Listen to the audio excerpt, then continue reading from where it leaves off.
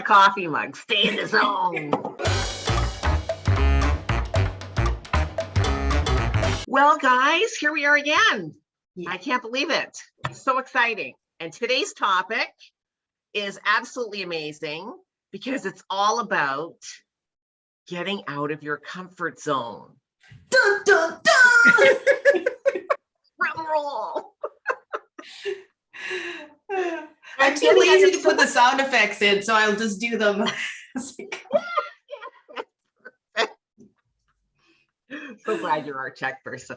Yes. So, okay, so really, let's talk about it because this comes up all the time. People are always talking about, oh, that's out of my comfort zone, or that's not, I don't feel comfortable doing that. So, comfort zone, that statement, I think, covers such a wide range of topics, right? It covers such a wide range of things, being out of your comfort zone. So, what does it, and ultimately also what we want to talk about here is how to get out of your comfort zone. Yeah. What does that mean, and what does it look like for each of us to take that walk and get out of our comfort zone and do the things that are uncomfortable, really. That's what it's about. So what does it mean to you guys to be out of your comfort zone? For me, this is out of my comfort zone.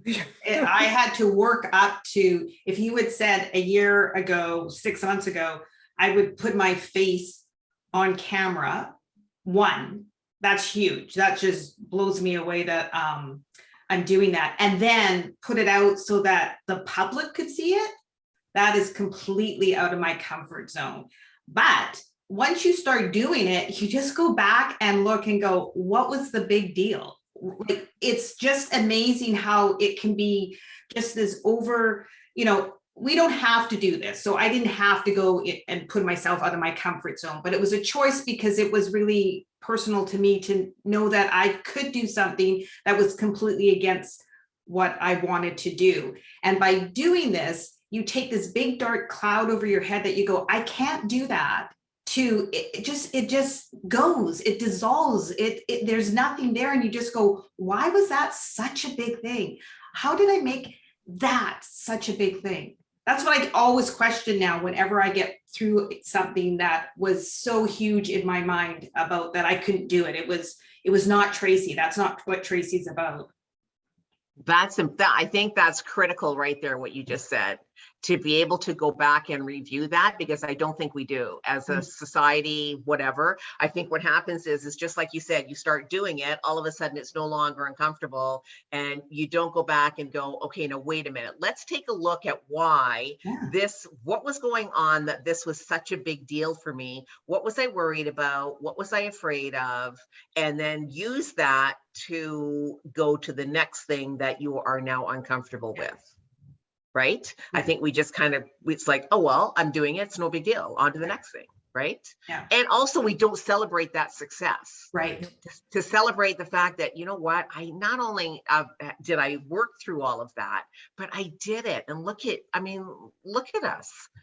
I hated being on camera too. One of my biggest fears was being seen. It's like, ooh, no, I don't want to do this. Like, can we do it like without the cameras on? We'll just talk. That'll be fine, right? So I totally get that, right? But you're right. Once you're doing it, it's like, okay, this is not really as scary as what I thought it was going to be. And how do I use that to move forward into the next thing? What about you, Michelle? What puts you out of your comfort zone? So I have a little different approach. First, that statement, oh, that's out of my comfort zone. I want to see if it's an excuse so I don't have to do something. Oh, Michelle. So, tell us more.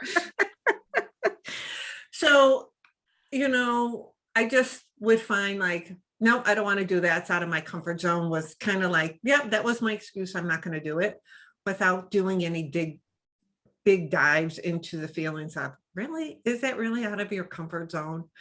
So, or is it a feeling of, I can't do it, so I'll just say it's out of my comfort zone. I know that's kind of in the same, but we'll take my race. Okay, so I would do Tough Mudders with my son and his wife. And we would get to obstacles and I'll be like, I'm going to take the penalty on this obstacle because it's out of my comfort zone and I can't do it. Well, I never tried to do it. Like, I just made up my mind. I can't do it. It's out of my comfort zone. So that's what I mean. It's like an excuse. So last year when I decided to do the trail race, you know, I had all these uncomfort zones because I get lost easily. I'm afraid of heights. All of these, I could have told you, like, I could have given you 5 uncomfort zones. But I think because of the work I had done on myself, I was like, no, you're not going to get out of an uncomfort zone until you get out of the uncomfort zone, Right. until you go in. And so like Tracy G, just like you said, when I went like my first loop around and came around to fuel and go back out again, I was like, wasn't as bad as I thought. Like, you did it. Like, that was a 6-mile climb up and around, and you did. So this year, when I try to, my training is different, but even anything that I'm doing my business or starting a new program or getting certified, that's all out of my comfort zone. But I stop and say, is it really? Is it an excuse? Look at what you have done. Like you said, Tracy G, go back and look at what you've done to understand. So there are things that scare the bejeebies out of me that I probably will be doing. Like, but I just try to think, is it a fear? I try to change that fear and uncomfort into excitement. Does that make sense? Mm-hmm. So you have to distinguish, first of all, if it's an excuse or really out of your comfort zone where you have to really, you have fear about it, you have to psych yourself out, or if it's just a bit of a lazy way to go, I don't have to put any effort into it. Exactly. I love the way you said that, a lazy way. Like, and if there's something that you don't want to do, you know, I just say, no, that's not on my radar. I don't want to do that anymore. Again, we've talked in past episodes of finding your voice. It's all still part of finding your voice. Yeah. Every day you find your voice. You don't find your voice and say, oh, it's here, and just move on. I think every day our voice just gets a little bit louder in what we want and how we do it. And that, so I don't use it as an excuse anymore. If it's, you know, Amber's doing a 250-mile race. Michelle, you want to do a 250-mile race? And I'm like, that's out of my comfort zone. No, it's not. It's really, I don't want to do that. I have no desire to run a 250-mile race. Well, so, which is okay too, right? Exactly. Yeah, exactly. It is. But I'm going out there and supporting her, and I'm going to pace maybe a 20 miles with her and do other things for her. But there's absolutely nothing in my body or my mind or my heart that wants to do a 5-day 250-mile race. There isn't. It has nothing to do with comfort zone. I have no want to do it. No offense. I don't. You know, but in the past I would say, no, I'm not. That's just not a comfort. I'm not, my comfort zone's not there yet. My comfort zone isn't at that point that I could tackle that. It has nothing to do with, I know I could tackle it if it was in my heart and I wanted to do it. I don't. I'll support you and clap all the way. I'll feed you. I'll rub your feet and, you know, loosen your calf muscles and whatever. But I had to find my voice and not use comfort zone as an excuse. She's going to need one of those ice things when whatever, I forget what they're called, chirotherapy or something. Yeah, no, they also do ice baths. They just fill their ice tub up with ice and sit in it. No. So then it's interesting to know what is just out of my comfort zone, and is it something that I just don't want to do? Yeah. And am I being truthful to myself in the answer to that question? Is it something that I truly just, you know what, that really isn't my jam, I'm not interested in that? Or is it like, And really, what's I think super important is to analyze when you say, oh, that's outside of my comfort zone, I'm not going to do it. It's like, okay, what is the why in that? What is the fear of not doing it? Is it the fear of failure? Probably, right? Because that's why we wouldn't do something, is the fear of not being successful at it, the fear of rejection of other people, the fear of judgment from others, right? That's a huge, But it's, that judgment. Yeah. but you know what? We do all of that to ourselves in advance of even doing the thing. Oh yeah. Right? When we say, oh, I'm outside of my comfort zone, I'm not going to do that. We go through all of that. Yeah. Right off the bat, and we project that onto ourselves, and we haven't even taken a step forward. Yeah. So Tracy E, what's your uncomfort level? Like, when have you been uncomfortable, out of your comfort zone, and how do you get through that? So many times out of my comfort zone. I don't live in the comfort zone. I'm out of my zone. No, so many times. I mean, my liver operation, that's the one that jumps right to mind. Having to donate my liver, that was totally out of my comfort zone. I try now, because I think there was times in my life, nothing that comes right to the top of my head, but I think there has been times in my life where I've said no and tried to tell myself, no, it's just, I don't want to, but secretly I really did, but I was afraid of the failure. The failure thing, I think for me is probably one of the bigger things, because it's like a race, for example. It's sort of like, it's a one-time event.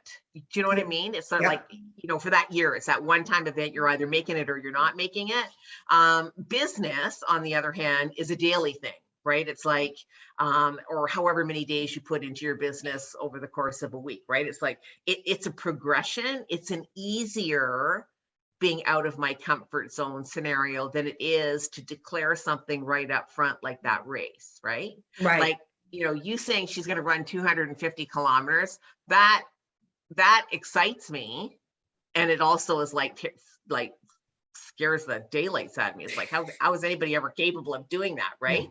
So, yeah, like I was thinking when you were talking about that, like, would I have done that as a younger self, to have challenged myself to doing something like that, but I think really it's that analyzing of why does this make me feel uncomfortable? Like, what's happening here that's making me feel uncomfortable, and really taking a look at that. And Michelle, you said this on either this episode or one of the other episodes about writing things out. It is so important to take pen to paper, because it literally slows our brain down and allows us to think clearer than if you were just trying to figure it out in your head as you're going or walking or whatever, as well as even just simply typing something on a computer or on your phone. Writing it out literally is transformative in terms of where you can access those answers for yourself, as opposed to doing it any other way. So that has always been, well, I should say always, but it certainly is my go-to now. So when things are, it's part of my own self-coaching that I do, that I sit down and I will write out just my thoughts or what I feel about a specific situation. And it creates that distance for me that I can become a watcher of what it is that I've said. Now I'm sort of looking at it third party. I can diffuse some of that emotion, and I can look at it and go, so what is true about this and what's really not true? Like, what's really going on there? So that's what I do to try to get out of my comfort zones and try to push myself forward. And I think sometimes when we look at something that brings us out of our comfort zone, okay? So let's take the three of us right here, right now on this program. You both have talked about being in front of the camera. I'm okay in being in front of the camera, personally, inside. Okay. It's not a thing I love, but I'll do it because I know I have to. But sometimes we look at this whole picture of what pushes us out of our comfort zone. But when you talk about, Tracy, the pen to paper, when we start to take what that thing is that we're so uncomfortable with and break it down into small pieces of it, you're able to, okay, so the three of us don't like to be on camera. So what do? The three of us are on camera together. So we built a team to help us through that. But it's a team, so there's nothing wrong with that Safety in aspect of it. numbers. Well, yes, but there was nothing wrong with that. So, you know, we build, you when you take the uncomfort and try to break it out into smaller chunks or peel that onion. So it's my race. Well, if I just think about the overall of all of this race, instead of breaking down different pieces of the race, it gets very overwhelming. Extremely. If I sit here and think about, you know, for those 3 days, it's in Vermont and it's in October, I could have rain. What if it rains the whole time? It'll be all mud. What if it's mud? I don't know. Oh, see, I can't do that. No, it could be mud. I can't go. That's out of my comfort zone. Well, it might not rain for those 3 days. It might. I'm prepared, but it also might not. Like when you understand, like you said, pull apart what that piece is to understand it. And we built a team here. It is okay to ask help with what you're uncomfortable with. Yes. Sometimes we think we have to take it all on ourselves. Yeah. And we don't. Also, I think having, I mean, and this is, you know, a pitch for life coaching, but that's what I think life coaching is so brilliant at, is that it gives when you're in it, right, and you're experiencing it and you're feeling it, sometimes it's hard for you personally to see what's really going on, right? Whereas somebody else taking a fresh pair of eyes to your problem or to what you think is your problem, they can ask you some questions, ask you to look at things in a little different way that gives you that perspective of, oh yeah, wait a minute, I don't have to look at it this way. There's a different option here. But sometimes we get so entrenched in our thinking, you know, we have the blinders on, and this is the only way I can see this problem, that when we have somebody like the three of us that can exchange that, it's like, okay, this is, you know, what, have you thought about this? What about that? You know, just asking those questions. And that's the brilliance of, you know, having a life coach in your life. Yeah. I totally agree. But what you said about team too is it's interesting because sometimes you don't go for a team or a helper, a life coach or something because of judgment, and because it's out of your comfort zone, you won't talk about it to your friends because they'll go, well, Tracy, that's not you. And so you kind of put up all these barriers before you get any help, where if you reversed it and got help first and go, I want to do this, you know, if I want to learn how to sing, I'm going to go get someone teach me how to sing. Right? Yeah. If I want to do something, then why wouldn't I bring someone in to help me, whether it be a team, a coach, somebody. Right. We're so scared to do that. I'm not sure why. Again, it's, I think, that fear of judgment of what someone's going to think of us, and is our problem really that serious? I'm insignificant, therefore this isn't worth fixing. We have all of those things that dictate that answer, and it's like, I do though think that it is becoming far more open in terms of people having coaches or having therapists or whatever in their life that they can talk to, and there's less and less stigma with that. It's like, oh yeah, you got a life coach, okay, yeah, so do I. It's right. You know, it's just kind of it's becoming way more mainstream, I think, and that's good because mental health is so important, right? We spend all this money to go to a gym, to hire a trainer or a coach to get our bodies in good form, but it's the same thing for your brain. You need to have your mind in good form as well. So, you know, one doesn't go without the other. I know. I'm talking to these people who are listening to us. Absolutely. So what are the steps? You guys named them all. Well, you didn't name them all, but you named really good ones. So one was, first of all, to identify your comfort, your out of comfort, break it down in steps. What's making you uncomfortable? What is that piece first? Yeah, that's the first part. Uncomfortable, putting it pen to paper Put a Yeah, pen to so important. paper. And then Yeah, breaking it down. break it down. Yeah, yeah. Because- like really questioning whether or not it's true. Is it really true? Oh, right, yeah. What you're thinking? Because a lot of times we just have these really great stories in our head, right? And it's like there's no basis for the story, but we believe it wholeheartedly.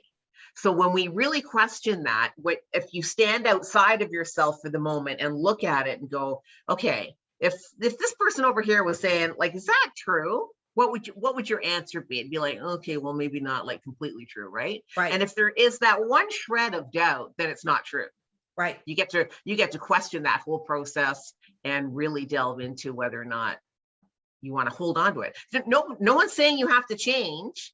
You don't have to change that thought. You can keep it. It's yours. Yep. Right. But if it's something that you are looking to do, then why wouldn't you want to change it and get rid of it or bust it open and just call bullshit on the whole thing? Yeah. And Tracy, when I talk about breaking it down, so if I just look at, I'm going to go back to my race, Devil's Den Ultra Trail.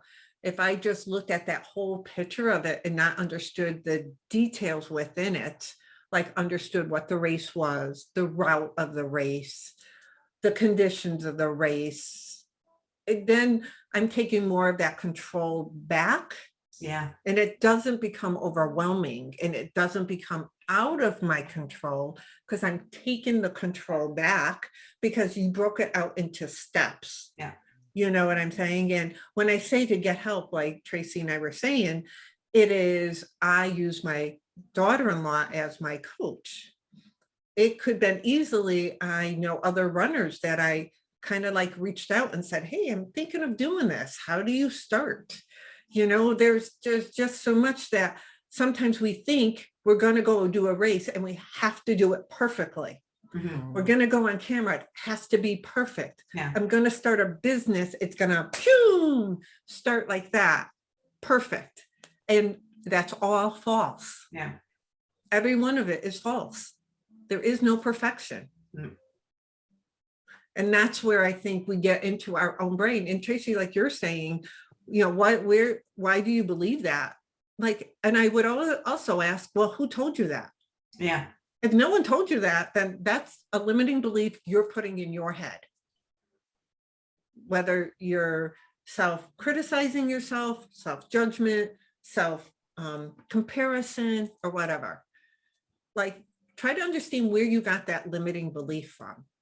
And I also think that what you're saying about pen to paper is when you put those spots down, now they can leave your brain. It's like, I've got a secure spot. Totally. Yeah. If I ever want to worry about that crap again, I can go and look at it, but I've dropped it. I have it in a safe spot and it frees my brain up a bit for maybe Yes. some positive stuff or some. Yes, Yeah. I love that. Yeah.